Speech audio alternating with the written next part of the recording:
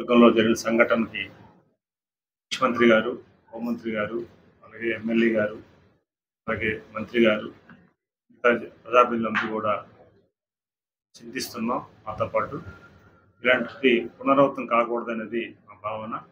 అధికారులు కూడా మా అధ్యక్షులు, మా ముఖ్యమంత్రి వర్యులు, మేము కానీ, మా మంత్రులు కానీ, ఎమ్మెల్యేలు అందరం కూడా ఒకటే కోరాం. ఒకటి ఏంటంటే అవేర్నెస్ ప్రోగ్రాంలు కూడా కొన్ని చెప్పాం. అవే అధికారుల దృష్టిలో కూడా పెట్టాం.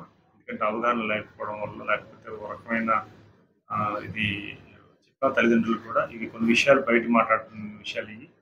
సో అందరం కూడా దీన్ని ఖండిస్తున్నాం. అదే సమయంలో ప్రభుత్వం కూడా వెంటనే స్పందించి అందరిని ఎలక్ట్ చేశారు. అదే ముఖ్యంగా ఆ గ్రామంలో ఏదైతే అంగన్వాడీ కార్యకర్త ఉన్నారో ఆమె వెంటనే స్పందించి హాస్పిటల్ తీసుకెళ్ళి అధికారుల దృష్టి తీసుకెళ్ళి వెంటనే స్పందించారు. అలాగే మండల స్థాయి అధికారులు కానీ అందరూ కూడా సకాలంలో స్పందించారు. జిల్లా యంత్రాంగం స్పందించింది, ప్రభుత్వం కూడా స్టేట్ లెవెల్ స్పందించింది. ఇది దురదృష్టకరమైన సంఘటన. దీనిని చూస్తున్నాం. అదే సమయంలో ముఖ్యమంత్రి గారు కూడా ఆలోచించి ఆ అమ్మాయి పేరున ఏదైతే ఉందో ఆర్థిక సాయం చేసి డిపాజిట్ చేయాలని ఆలోచనలో ఉన్నారు. ఖచ్చితంగా చేస్తాం. అయితే ఈరోజు ప్రధానంగా ఈ నియోజకవర్గం రావడం మొదటిసారి ఎన్నికైన తర్వాత, ఇన్సిడెంట్ అయిన తర్వాత ఫస్ట్ టైం రావడం, బాధ్యతలు కూడా కల్పించడం జరిగింది.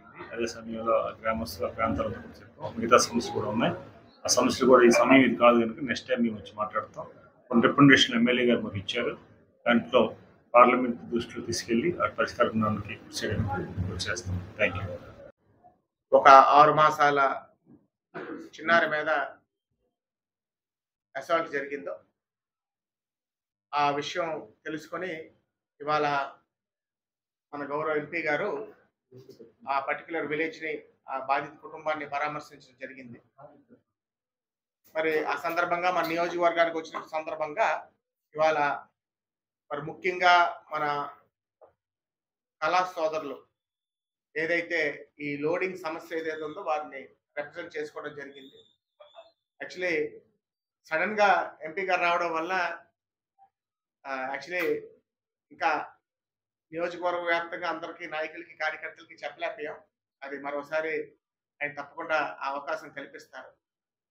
అదేవిధంగా కొన్ని రైల్వేకి సంబంధించిన సెంట్రల్ గవర్నమెంట్ సమస్యలు కూడా కొన్ని ఎంపీ గారి దృష్టిలో అది త్వరలోనే రివ్యూ పెట్టబోతున్నాం. ముఖ్యంగా బొబ్బిలికి త్రాగునీరుకు సంబంధించి సువర్ణముఖి నది నుంచి పైప్ లైన్ ఏదైతే ఉందో అది సెంట్రల్ గవర్నమెంట్, స్టేట్ గవర్నమెంట్ నిధులతో ముడిపడి ఉంది. దాని మీద ఒక రివ్యూ వెంటనే పెట్టి వారి యొక్క పలుకుబడిని, ఫుడ్ ఆఫీసెస్ని ఉపయోగించి దానికి బొబ్బిలికి మంజూరు చేస్తే తప్ప బొబ్బిల్లో త్రాగునీరు మనుగడ లేదని మీ ద్వారా ఎంపీ గారికి తెలియజేసుకుంటున్నాను.